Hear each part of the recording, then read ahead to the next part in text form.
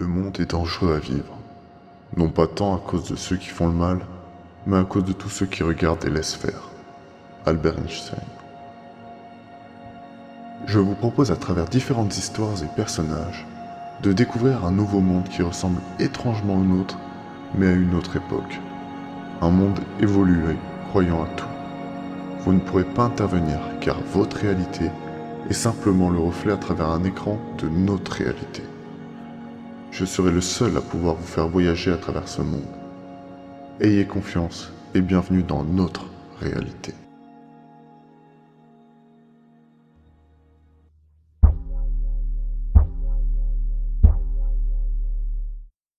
La première étape de notre voyage se déroule dans une salle d'interrogatoire. Un homme est accusé d'avoir volé le sac d'une grand-mère. Un sac à main, rouge et noir, en cuir de la marque Quelconque. Quelconque est une marque de sac créée dans les années 2023 par le grand Carlo Ladefette. Au début, il s'agissait d'un sac à dos permettant aux soldats, lors de la Troisième Guerre mondiale, de passer inaperçu grâce à un dispositif de camouflage, rendant tout ce que ça touche invisible durant un laps de temps de 20 minutes. Mais je digresse. L'interrogatoire se déroule avec Chef et Clydia, ancien champion du monde d'équitation en 2154. Une finale qui s'est déroulée face à Mario Épuise-le, lui aussi champion du monde lors de l'année précédente. Chef a eu la chance de gagner avec son cheval Crick, qui par la suite est devenu la mascotte d'une marque de céréales pour enfants, Nick Pack. Leur slogan était Cric-Crac avec Nick Pack. Mais ne digressons pas plus et place à la première histoire. Bon, on t'a vu voler le sac, les caméras le prouvent, alors pourquoi t'avoues tout simplement pas ce que t'as fait? Et pourquoi tu veux pas parler? Ça fait 1 heure qu'on est dans cette salle et t'as toujours pas dit un mot. Tu veux même pas dire ton nom? Chef, voici son dossier complet, avec toutes les informations le concernant. Cependant, nous avons un petit problème. Lequel? Dans le dossier, il n'y a ni son nom, ni son âge.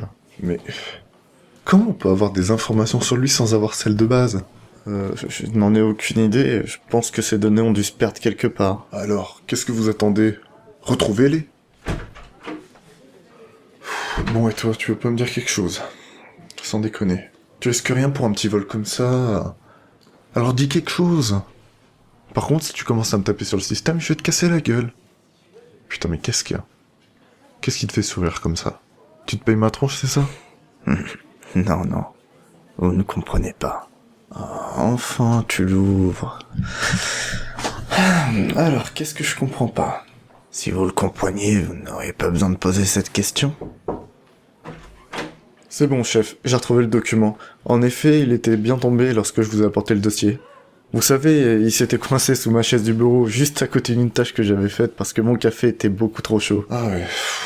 Donc une feuille importante aurait pu devenir sale à cause d'une erreur de travail doublée à une personne qui ne sait pas boire son café et qui en renverse. Ah non. Non, en fait, c'est une tâche que j'ai faite au stylo en attendant que mon café refroidisse un peu. Non mais dégagez là, vraiment, sortez. Alors, tu t'appelles penser à prendre 2 bouteilles de lait en rentrant. Officier, putain, vous avez confondu la feuille dont j'ai besoin avec votre liste de courses. Pardon, chef, tenez. Merci. Bon alors, tu t'appelles... Oh non. Mais c'est pas possible. Vous commencez enfin à comprendre. Mais tu étais mort. Comment tu peux paraître aussi jeune? Le cerveau, l'image. Vous savez, on peut tout faire maintenant. Mais tu étais devant moi. Et je t'ai tiré dessus. Tu t'es retrouvé à la morgue il y a 30 ans. Tu en as 16 sur la feuille. C'est vrai. D'ailleurs, vous n'avez jamais été condamné pour ça. C'était un accident. Un accident? Parce que c'est un accident de tirer sur un enfant qui n'avait rien demandé? Parce que je n'avais rien demandé. Mais bon, monsieur a l'alcool mauvais. Alors il tire sur tout ce qui bouge lorsqu'il boit un peu.